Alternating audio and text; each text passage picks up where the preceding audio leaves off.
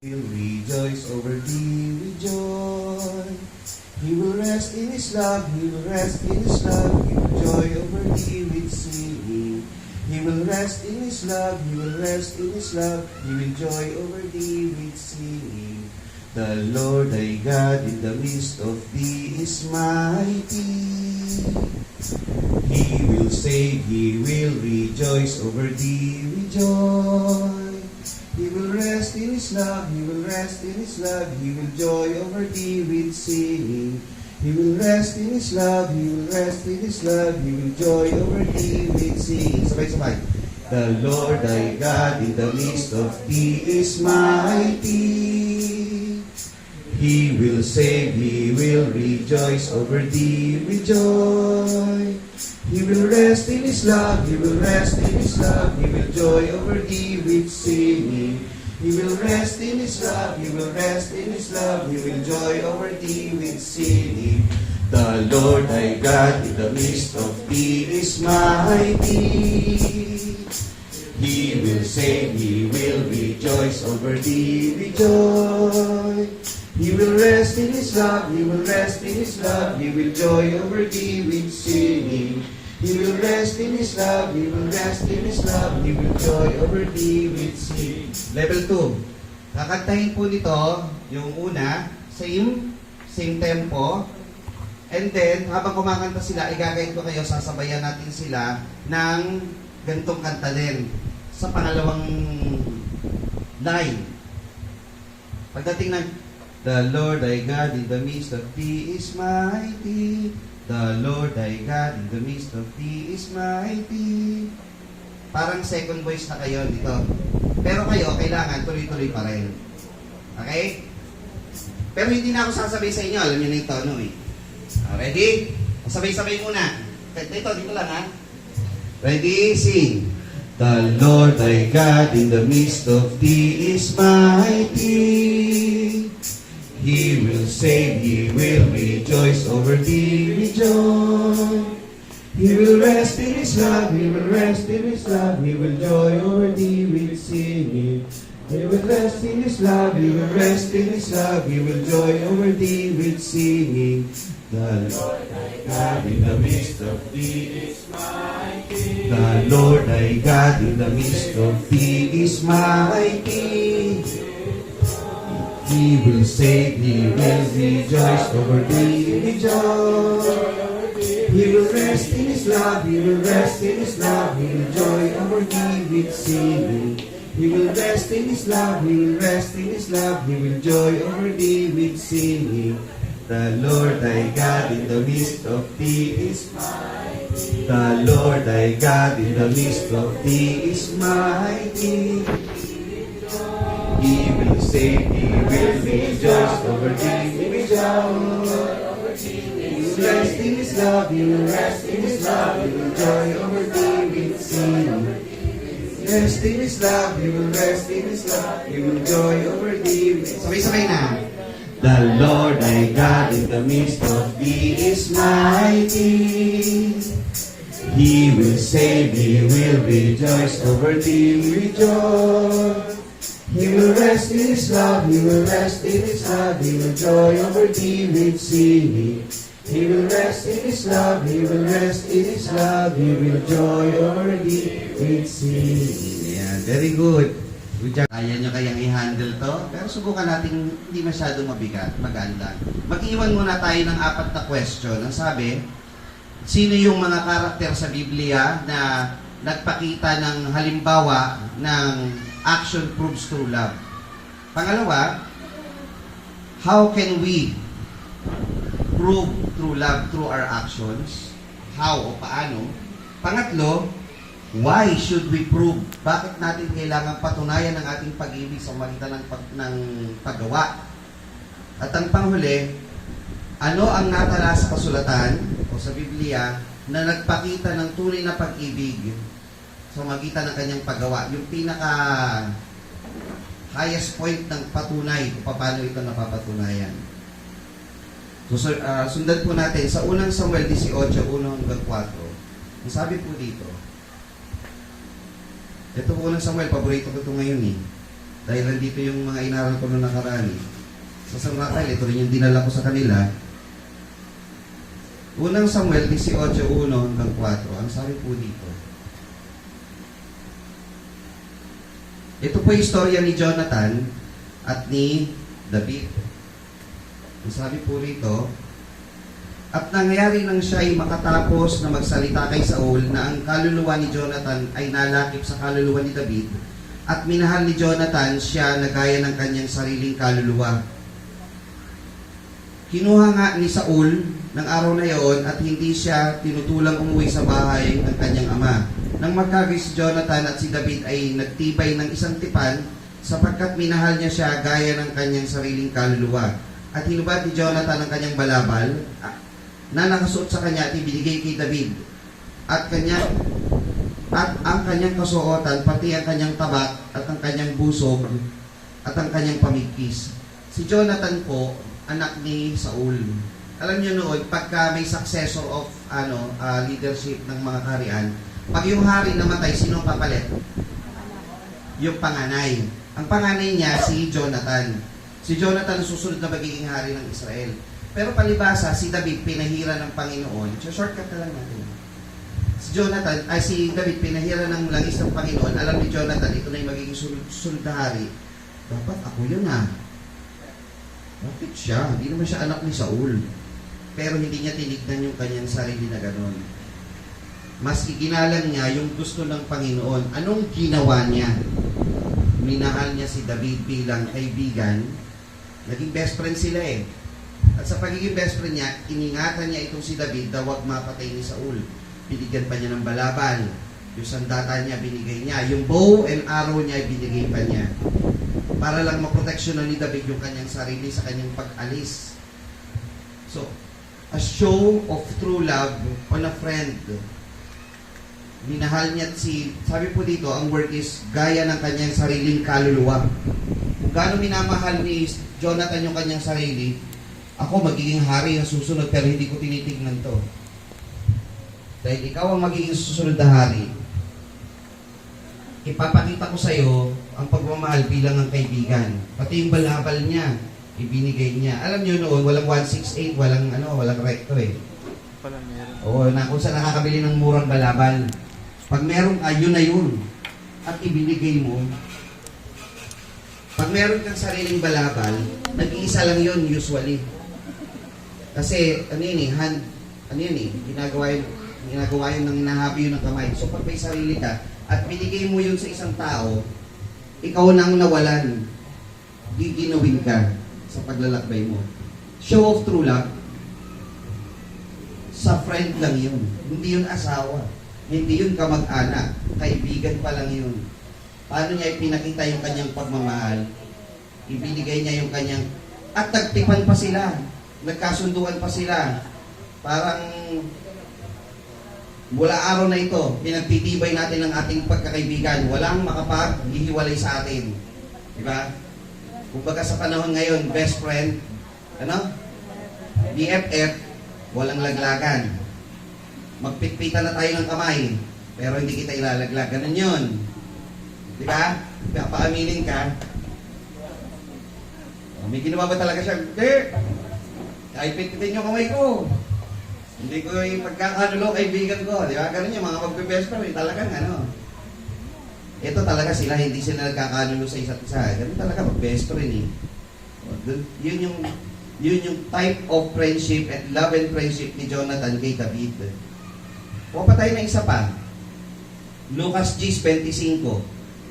Ito, hindi ko na po babasahin lahat. Ito po yung istorya, pero pakita mo na rin. Lucas 10:25, yung the Good Samaritan. Okay.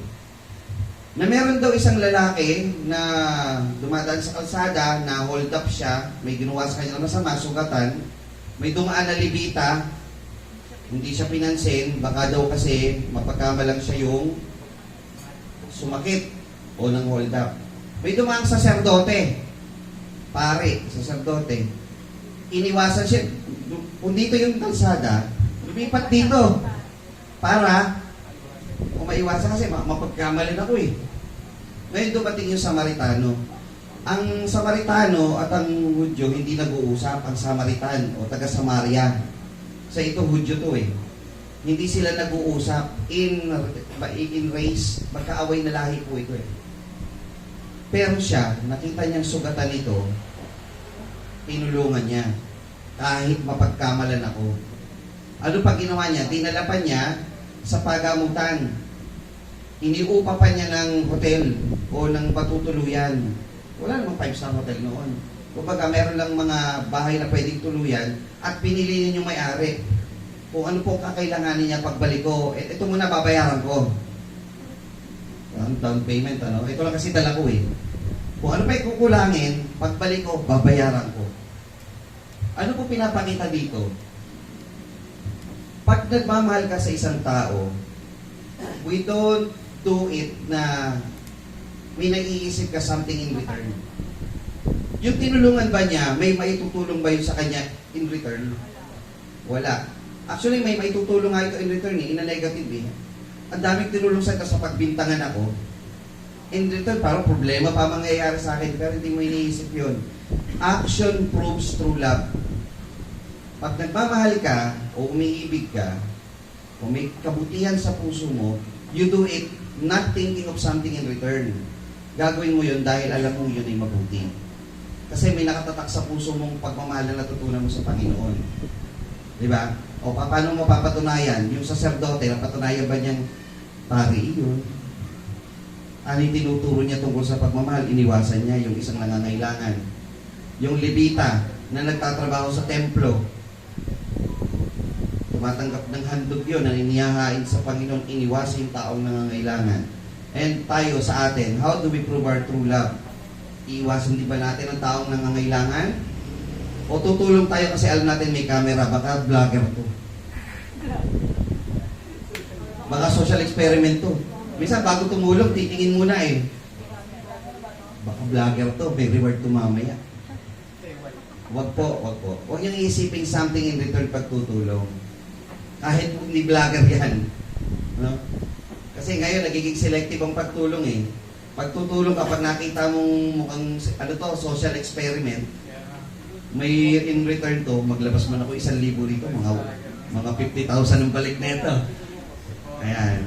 Hindi dapat gano'n. When you help, when you love, you don't look on something in return. Gagawin mo yun dahil yun ang tinatawag na pakikipagkapwa-tao. So, kahit di mo kakilala yan, igalang mo. Hindi mo na kailangan nakita mo yung tao, pakainin mo sa bahay niyo eh. No? Sabi nanay mo, sino na naman to?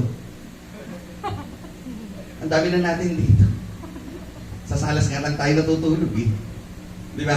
Hindi ibig sabihin ganun. Diba, kapwa mo, igalang mo, irespeto mo. Huwag kang mapakita ng masamang sa kapwa mo. Pangatlo, isa pang halimbawa. Kumukuha tayo ng mga hindi pangkaraniwan. Si Jonathan, Good Samaritan. Ito sa Gawa 9:36. Si Tabita o si Dorcas. Si Dorcas. Gawa 9:36.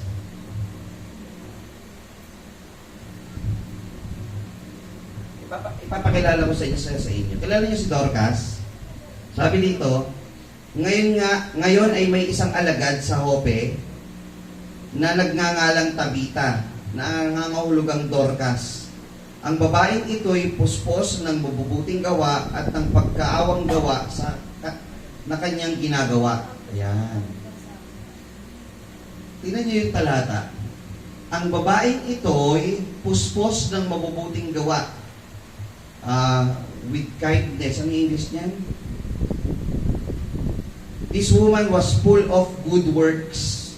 Full of good works. At pagkaawang gawa na kanyang ginagawa. Hindi natin alam kung ano yung istorya talaga ng buhay niya eh. Pero ano kukunin natin dito, bakit natin siya isinali?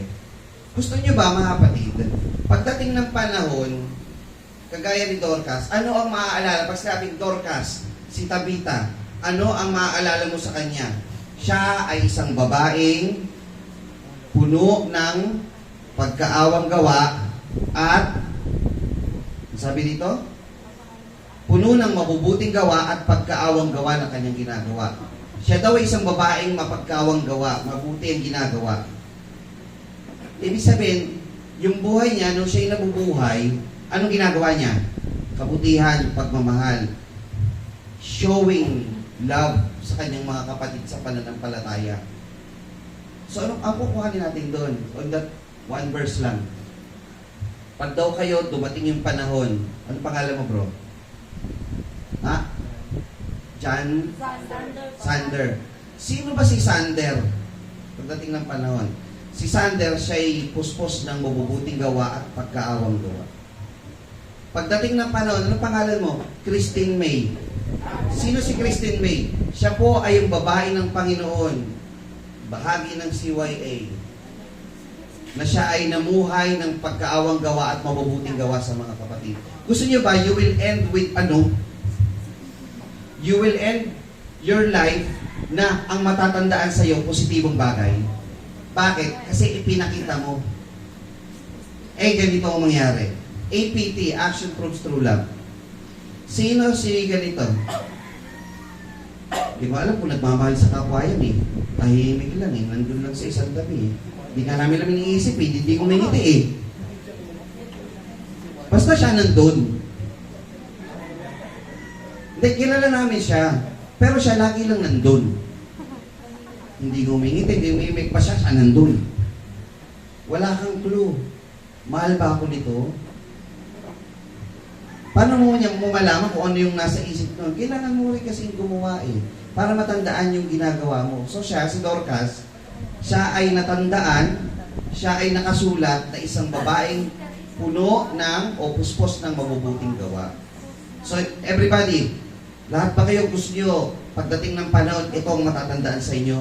May mabubuting gawa at puspos ng kawaan. Gusto nyo ba yun? Okay. So kung gusto nyo yun, pupunta na tayo sa pangalawang tanong.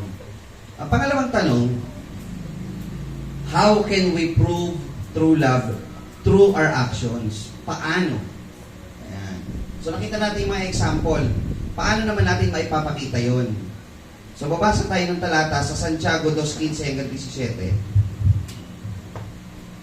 Santiago 2:15 hanggang 17.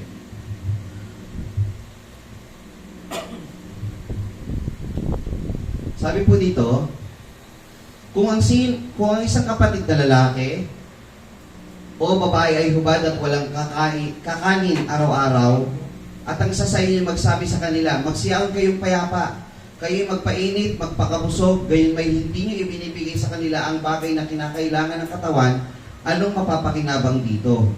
Gayon din naman ang pananampalataya na walang gawa ay patay sa kanyang sarili. Nakita niyo yung kapatid niyo sa pananampalataya, gutom. Tapos, siguro, basang-basa na ng ulan. Yung inabot dito. Galing sa malayo. Ang sabi niyo sa kanila ganito, oh bro, sis, ano kayo? Magtuyo kayo. Kasi basa eh. Kumain kayo dyan. Sige, pakabusog kayo. Kaya, bahala na kayo dyan. Asan yung pagkain? Asan yung towel? Paano kayo matutuyo? Nasa labas nga kami. Iyon yung sinasabi rito. Papaano? Bigyan mo ng para matutuyo yun. Towel. O pamalit na damit. Kung may extra damit ka, bigyan mo ng pamalit. Sabi pa doon, magpainit kayo. Sabi, sa atin, kape. Kung mag-init kayo ng kape, ipag-init mo ng kape. Hindi yan papasok sa bahay niyo. Bahay niyo yan eh. Hainan mo. Ibigay mo yung kinakailangan nila na ayon sa sinasabi mo. Sabi kasi kanina, sa introduction natin, sinasabi mo mahal mo siya in words, pero are you doing it?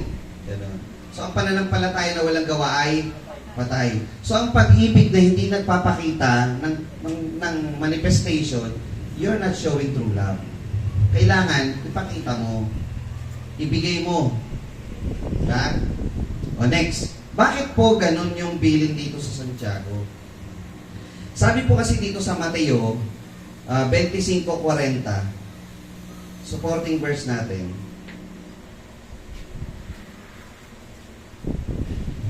At sasagot ang hari At sasabihin sa kanila, katotohanan sinasabi ko sa inyo, yamang inyong ginawa ang isa dito sa aking mga kapatid, kahit sa pinakamaliit na ito, ay sa akin nyo ginawa. Sabi kasi ng Panginoon, dito sa mga unang talata nito, simulan mo doon sa 35. Sapagkat ako'y nagutom at ako'y inyong pinakain. Ako'y nauhaw at inyo akong pinainom. Ako'y naging taga-ibang bayan at inyo akong pinatuloy. Naging hubad at inyo akong pinaramtan. Ako'y nagkasakit at inyo akong dinalaw. Ako'y nabilanggo at inyo akong pinaroonan. Kung magkagay sasagutin niya ang mga matuwid na nagsasabi, Panginoon, kailan ka namin nakitang nagutom? Pinakain ka namin o nauhaw at pinainom ka? Sabi ng Panginoon, pag ginawa niyo sa maliliit na to, sa akin yung ginawa. Kasi nung ginawa niyo yun sa maliliit na to, pinakain niyo tayo, yun to, ganito ginawa niyo, sa akin niyo yung ginawa. So, ibig sabihin, pag ang kapatid mo sa pananampalataya ay nangangailangan, o kahit sinong tao, tapos, gaya nung sa Levita at ng saserdote, iniiwasan mo. Hindi mo alam si Lord pala yun. Nilampasan mo yung pagkakataon na paglikuran ng Panginoon. So, meron kasi tayong ministry on a horizontal level. Dalawa kasi yan, yung vertical. Yung horizontal, ministry, you serve others. You serve people around you. Yung isa naman, yung vertical, you serve the Lord. Ministry naman. So, pag ginawa mo sa maliliit na to, sa Panginoon mo ginawa ko. Pag inibig mo yung kapwa, anong katunayan nun? Iniibig mo ang Panginoon. Pag tinutulungan mo yung kapwa, tinutulungan mo ang Panginoon. Bakit mo nagagawa yun? Kasi natutunan mo yun sa itinuro ng Diyos sa'yo na kabutihan. Lumalabas sa puso mo yun. Supporting verse ulit, sa unang Juan 4:20-21,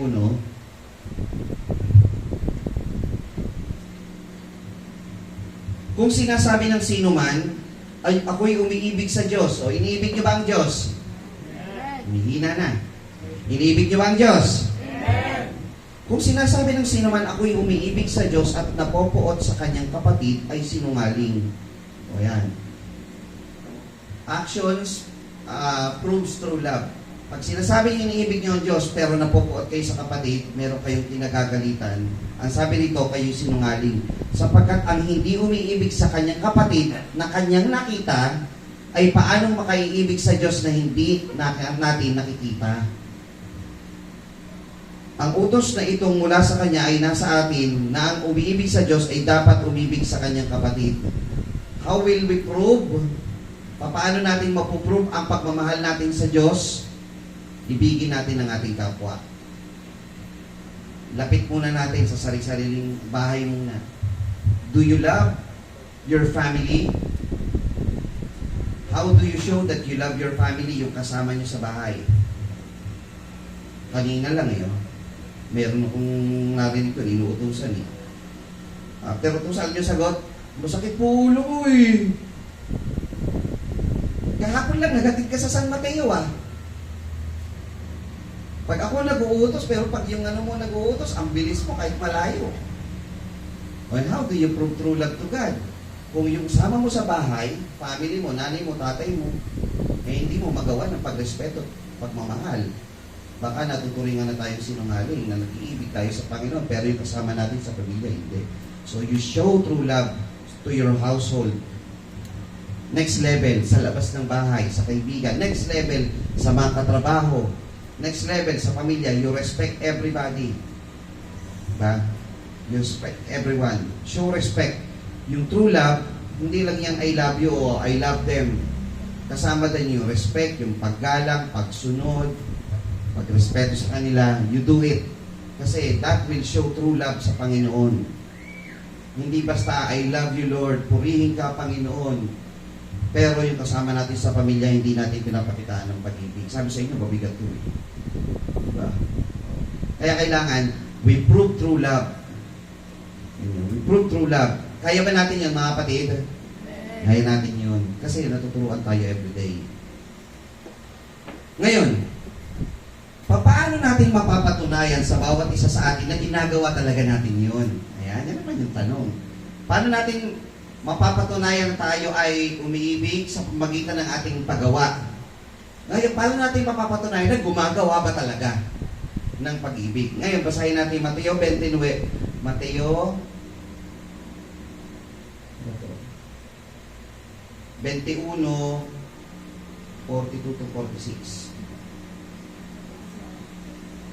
29 o 24. 22, 42 to 46.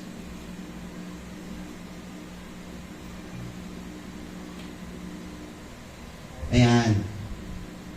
24 nga. 24, 42 to 46. Chapter 24. Tapos verse 42. Mangagpuet kayo sapagkat hindi nyo nalalaman kung anong araw paririto ang Panginoon. Datapat talastasin ninyo na kung nalalaman ng puno ng sangbayan at kung anong panahon darating ang magnanakaw, ay siyang magpupuy at hindi niya papabayaang tibagin ang kanyang bahay. Kaya't kayo magsihanda naman sapagkat ang paririto ang anak ng tao sa oras na di nyo iniisip. Sino baga ang aliping tapat at matalino na pinagkakatiwalaan ng kanyang Panginoon sa kanyang sangbayan upang siya bigyan ng pagkain sa kapanahunan? 46. Mapalad yaong alipin na kung dumating ang kanyang Panginoon ay marat ng siyang gayon ang kanyang ginagawa. Paano mo mapapatunayan na ang taong ito ay nagpapakita talaga ng pag-ibig? CCTV ba? Hindi kayo mga kapatid, makikita nyo ba yan CCTV? Maglalagay ba kayo CCTV sa bawat bahay para malaman yung kapatid nyo? So ang Diyos, nakikita ang lahat.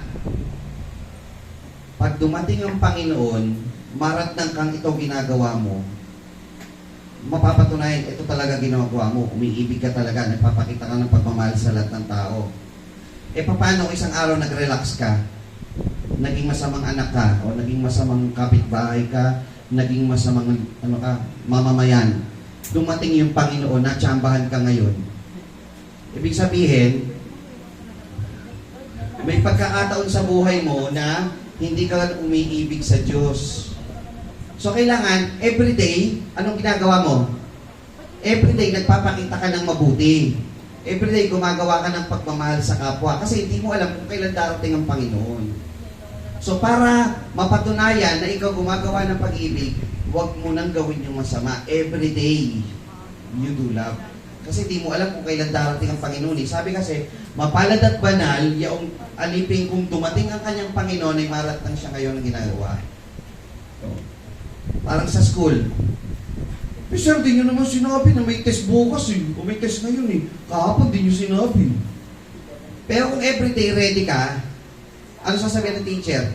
Kasi ikaw, everyday kang nagre-review. Everyday kang nag-aaral. So, kahit any day ako magpa-exam, kaya mo. So, napatunayan ko sa'yo na ikaw nagre-review everyday. So, si Lord, how can I prove sa'yo na ikaw ay everyday gumagawa ng mabuti, ng matuwid, ng pag-ibig? Everyday you do it. Para everyday kung dumating man ang Panginoon, mapalad ka. Very good ka sa harap ng Panginoon. Kuha nyo? Do it everyday, hindi on Sundays lamang. Okay? Pangatlong tanong, why should we prove love through our actions? Paano natin bakit natin kailangang patunayan na gumagawa talaga tayo ng pag-ibig o umiibig tayo at bakit natin kailangan itong gawin na patunayan? Action proves true love. Sa 5:39 ng Juan, babasahin natin yung, kasi ang sikat na talata dito, yung 39. Pero yung mga kasunod, hindi madalas nababasa. Babasahin natin yung kasunod na mga talata. Saliksikin ninyo ang mga kasulatan sapagkat iniisip ninyo na sa mga yon ay mayroon kayong buhay na walang hanggan. At ang mga ito ay siya nagpapatuot tungkol sa akin. Tama ba? Alam niyo yung verse na to? Saliksikin ninyo ang kasulatan sapagkat iniisip ninyo. Mahal niyo ba si Lord? Amen. 40. At ayaw kayong magsilapit sa akin upang kayo'y magkaroon ng buhay. Hindi ako tumatanggap ng kalwalatiang mula sa mga tao. Datapwat nakikilala ko kayo na kayo'y walang pag-ibig sa Diyos sa inyong sarili. Oh, at ganun. Sabi ng Panginoon, datapwat nakikilala ko kayo na kayo'y walang pag-ibig ng Diyos sa inyong sarili. Gusto niyo ba, sabihan kayo ng Diyos, kilala kita. Hindi mo talaga iniibig ang Diyos. Bakit nasabi ng Diyos yun doon sa taong kausap niya? Bakit? O paano nasabi ng Diyos? Balikan niyo yung 39. Saliksikin ninyo ang mga kasulatan sapagkat iniisip ninyo na sa mga yon ay mayroon kayong buhay na walang hanggan. At ang mga ito'y siyang nagpapatotoo tungkol sa akin. Kung iniibig mo ang Diyos, gusto mo siyang makilala. Kayo ba, pagka yung mga lalaki dito, pag nagliligaw ba kayo, gusto nyo ba makilala yung babae maigi? So, ginagawa niyo, nag-stalk kayo, di ba? Nag-i-stalk kayo, di ba? O, titignan yung profile niyo, eh. Anong ginagawa kaya nito? Anong pagkain, paborito niya?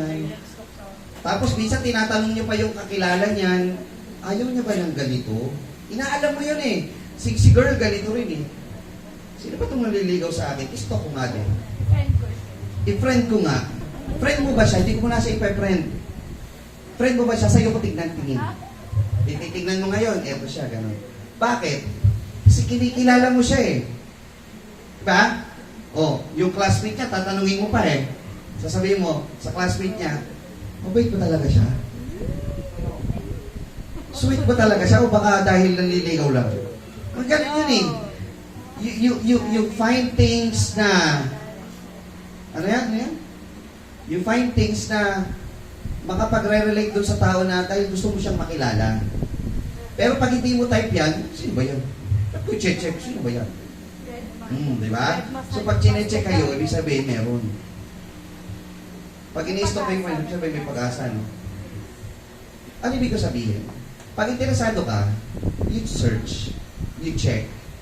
Tama ba? Kahit konti yan, 1%, you check.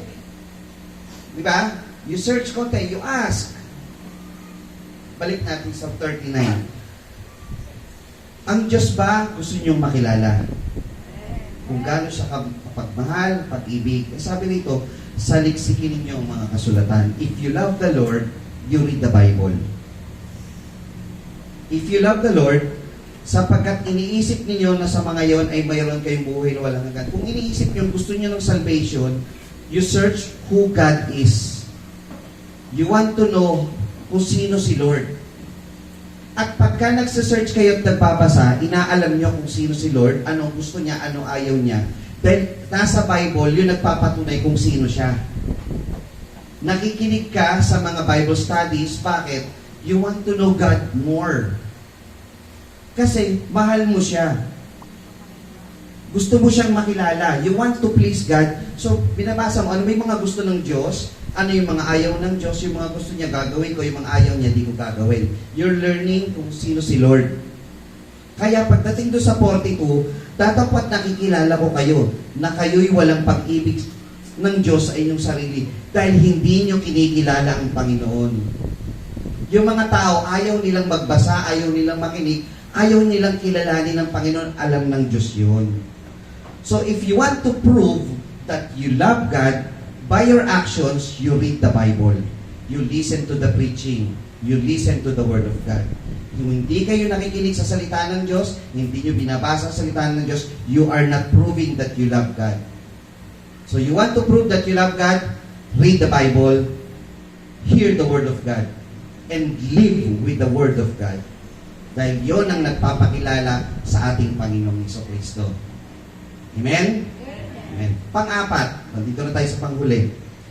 Sino po sa banal na kasulatan, mga characters, ang pinaka-nagbigay ng pinaka-patunay ng pag-ibig?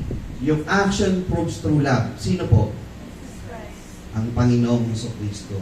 Sabi po dito, ang Panginoon sa magitan ng pagbibigay ng kanyang sariling buhay sa kanyang pagkakatawang tao, by giving His life, suffered on the cross, cleansing our sins, tumanggap ng maraming palo upang tayo tubusin. Yun yung pagpapakita ng pag-ibig niya sa atin. Walang papantay doon. That is the best manifestation of true love. Kayo ba tatanggap ng palo, ng sakit? Alam niyo ba yung palo na ginawa sa Panginoon? Yung isang panghampas, kahoy o tambo, meron po yung 3 o minsan 6, minsan mas marami pa na mga kadenang maliliit. Sa dulo nun, alam niyo yung taray ng manok? Yung nakaganon? Pero hindi pa letter J. Ano siya? Pa letter C. Hook. Pagka yun po ay hinampas sa likod, ganon, tapos hinihigit, kasama balat po yun. 40 times. Isa. Dalawa. Pinalo pa siya ng tambo sa ulo, nilagyan pa ng puro ng tinik. Dinuraan pa. Isinama pa sa dalawang magnanakaw. Ibinilang kabilang magnanakaw din. Katulad niya, mga masamang tao. Napakahiya-hiya, hinubaran doon. Sugatan, namatay para sa iyo. Dahil mahal ka niya, ayaw niyang mapunta ka sa impyerno. And that is the most manifestation o most action ng true love na pinakita sa Biblia, na wala nang papantay. A person can die for another person, pero walang sino mang mamamatay para sa lahat ng sangkatauhan, kundi ang Panginoon lamang. May bayani na mamamatay sa kanyang bansa para lumaya ang bansa, pero walang taong mamamatay para sa buong sangkatauhan na umiibig sa Kanya. Ang Panginoong Jesucristo lamang. Siya nagpakita ng pagmamahal sa bawat isa sa atin. Pag hindi mo naintindihan yung pagmamahal ng Panginoon, how will you prove na mahal mo rin siya? Mahal tayo ng Panginoon. And siya mismo nagpakita ng pagmamahal sa atin. Sabi ng Panginoon, ayaw niyong pakinggan yung mga tao ko, ayaw niyong pakinggan yung mga propeta, ayaw niyong pakinggan yung mga apostol. Siya mismo, di ba? Yung mga alagad, siya na mismo nagpakita ng pagmamahal sa bawat isa sa atin. Na siya namatay sa krus, nabuhay na maguli. Pinakita niya na merong life after death. Pinapakita niya na mahal niya ang bawat isa sa atin. And that is action proving true love sa bawat isa sa atin. Mabalikan po natin yung Sipanyas. Ang sabi po doon sa Sipanyas, the Lord thy God in the midst of thee is mighty. He will save, He will rejoice over thee with joy. He will rest in His love. He will joy over thee with singing. Sabi po doon, sa Tagalog, Sipanyas 3:17, siya daw ay pupunta sa gitna natin. The Lord, thy God, in the midst of thee is mighty. Ang Panginoon mong Diyos ay nasa gitna mo, na makapangyarihan na magliligtas. Siya'y magagalak sa iyo na may kagalakan. Siya'y magpapahinga ng kanyang pag-ibig. Siya'y magagalak sa iyo na may pag-awit. This verse ay nagsho-show na ang Panginoon ay may sariling awit para sa iyo. He will joy over thee with singing. Saan nyo nabasang verse na ang Diyos umawit? Puro tayong awit sa Panginoon. Pero dito, ito lang ang talata sa Biblia na nagsabi, He will joy over thee with singing. Diba ang sarap nun? The Lord has a song for me. Diba? The Lord has a song for me. Kung ako'y magbabalik loob sa Kanya, kung ako'y iibig sa Panginoon, siya'y magagalak sa iyo na may pag-awit. Diba ang gandang talata? Siya'y magagalak sa iyo na may pag-awit. Ganun siya nagmamahal sa bawat sa atin. Sa lumang tipan pa lang inihula. Siya raw ay pupunta sa gitna natin upang magligtas sa magitan ng kanyang pagkakatawang tao bilang si Jesucristo. At sabi po niya, siya'y magpapahinga ng kanyang pag-ibig. He will rest in His love. Siya'y magpapakita ng kanyang pag-ibig sa bawat isa sa atin. Kaya kung tayo'y may natutunan, balik na po tayo sa ating pagsambatayan. Sa unang Juan 3:18, mumunti kong mga anak, huwag tayong magsiibig ng salita ni ng dilaman, kundi ng gawa at ng katotohanan. 23 and 24. At ito ang kanyang utos na manampalataya tayo sa pangalan ng kanyang anak na si Jesucristo at tayo'y mga ibigan, ayon sa ibinigay niyang utos sa atin. At ang tumutupad ng kanyang mga utos ay mananahan sa kanya at siya ay sa kanya. At dito'y nakikilala natin na siya'y nananahan sa atin sa magitan ng Espiritu na kanyang ibinigay sa atin. So tayo po ay umibig na kasama ng ating mahal na Panginoon. So sabi po, action proves true love. Tayo po ba'y handang umibig kasama ng ating mahal na Panginoon? May natutunan po ba tayo sa hapon ito sa ating mensahe? Purihin ang ating mahal na Panginoon. Magandang hapon po muli.